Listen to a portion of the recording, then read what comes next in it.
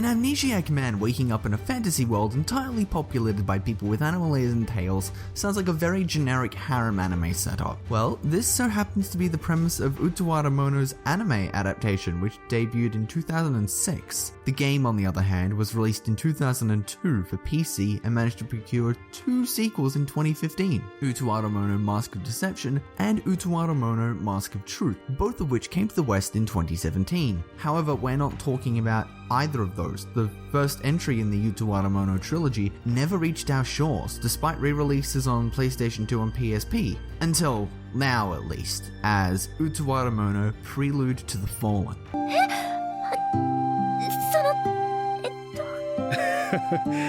冗談だ。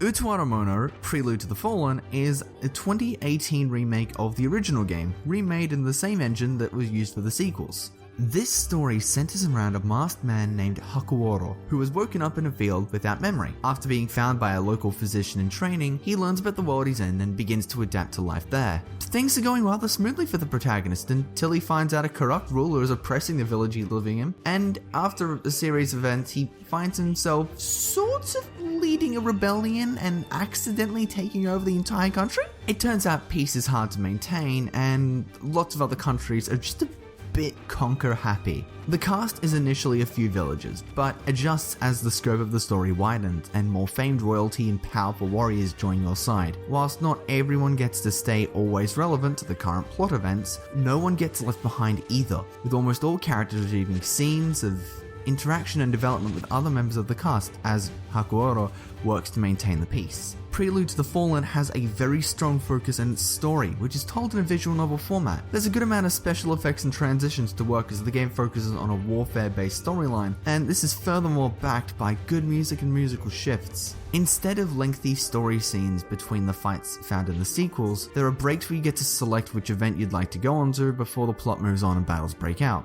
These battles have a variety of objectives and take place on a grid. You'll move your character around until your foes are within range before attacking with their respective weapons. Throughout the battle, you'll increase your zeal gauge. Once it hits 100, you'll be able to use your zeal to add an extra attack to your combo for additional damage. It's not much, but as you level up, you'll be earning extra combo hits, and once your character has their combo maxed out, their zeal will be used to initiate a super cool and powerful final strike. Aside from the final strikes, zeal is the subject of various skills and becomes a vital resource to have on hand. Also, as you progress, you'll find more ways to replenish it.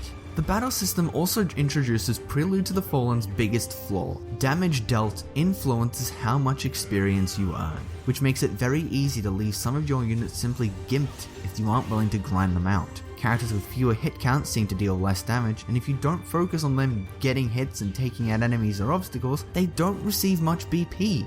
BP is an essential tool, as it is converted to stat growths of your choice. But there's no real reason to focus on anything other than attack, aside from characters you want super buff and tanky. Attack translates to an amount of tankiness as well, as it helps the characters deal more damage, which gets you more XP, which means you gain levels faster, which increases your HP. Also, the magic defense stat is almost pointless because so very few enemies use magic and they all have low stats, so I never paid attention to that. Regardless, the battles are super fun, especially when you figure out how to shatter the game's difficulty even on hard. It's not terribly difficult to do so, but there is a bit of strategy of play as the game tries to counter your movements. It's a flashy battle system that doesn't take too long to get used to, and battles never go on longer than they need, with some substantial weight behind each encounter. Each battle capitalizes on the story and characters that lead up to it, and there are enough downtime moments for interactions to stop characters feeling especially shafted. 血の川と屍の山か。なぜ撤退しなかった。足を封じられた時点で。